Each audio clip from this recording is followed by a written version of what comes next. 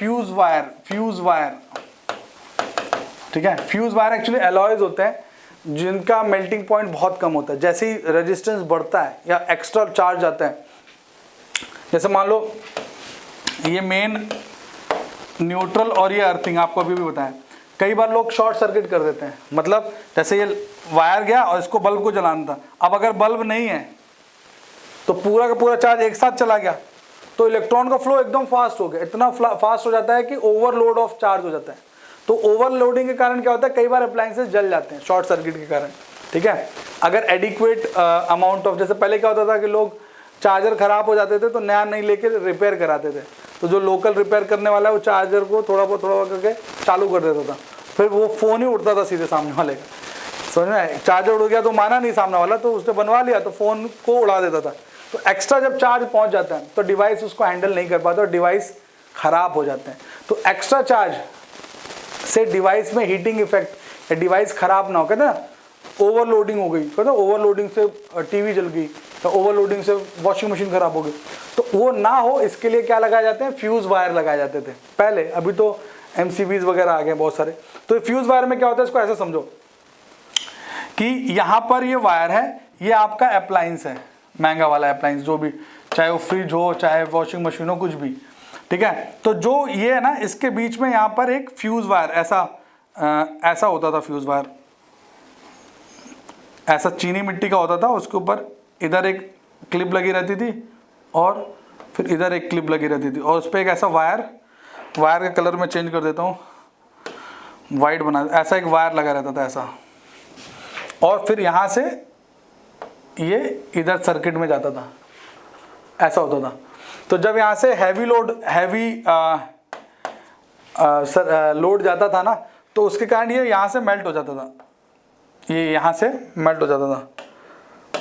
तो मेल्ट हो जाता था, ये सर्किट यहाँ पे पिघल जाता था, तो आपके हैवी अप्लायंसेस पे एक्स्ट्रा चार्ज पहुँच नहीं पाता था, समझ में। तो इस तरह से प्रोटेक्शन ऑफ हैवी अप्लायंसेस की जाती थी। आजकल तो अच्छे खासे MCBs आ चुके हैं। MCBs क्या होता है, छोटे छोटे डिवाइसेस होते हैं, उसमें क्लिप लगी होती है। सो बच्चा पार्टी, मैंने पूरी पिक्चर्स अरेंज कर दी आपके लिए बताने के लिए, क्योंकि मेरे को अच्छा लगेगा अगर आपको पूरा समझ में आएगा। देखिए इस तरह के ये फ्यूज वायर्स होते थे। आपको ये वायर अगर दिख रहा हो तो अच्छी बात है। जो बाइक्स एंड कार हैं उनमें भी इस तरह के फ्यूज वायर यूज होते हैं। ये देख सकते हो आप, इधर भी एक टर्मिनल होता है, ये टर्मिनल, ठीक है। यहाँ पे भी आपको यही देखने को मिलता है, ये और यहाँ पर, ठीक है। ये देखिए, एक ये हो गया और दूसरा यहाँ पर, एक ये दो टर्मिनल होते थे और बीच में ये फ्यूज वायर रहता था।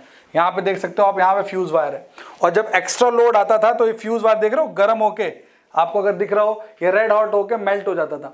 तो यहाँ का फ्लो यहाँ आगे कंटिन्यू नहीं हो पाता था, सर्किट ब्रेक कर देता था। और आजकल ये आते हैं बच्चों MCBs, क्योंकि फ्यूज वायर है ना, रिप्लेस बहुत करने पड़ते थे, बहुत रिप्लेस करने पड़ते थे। और रिप्लेस करो, और कई लोग क्या करते हैं, हमारे देश में बड़े दिमाग वाले लोग हैं, तो क्या करते थे, फ्यूज वायर अगर खरीद के नहीं ला रहे, मार्केट में फ्यूज वायर महंगा मिलता था, तो लोग क्या करते थे, कंजूसी में नॉर्मल वायर जोड़ देते थे। और नॉर्मल वायर फ्यूज का काम करता नहीं था, तो जब हैवी लोड आता था तो टीवी स्वाहा, फ्रिज वॉशिंग मशीन स्वाहा। इंसान को शॉक लग गया तो भी ये मेल्ट नहीं होता था, तो इंसान चिपक के मर जाता। आजकल क्या है, MCBs आ गए।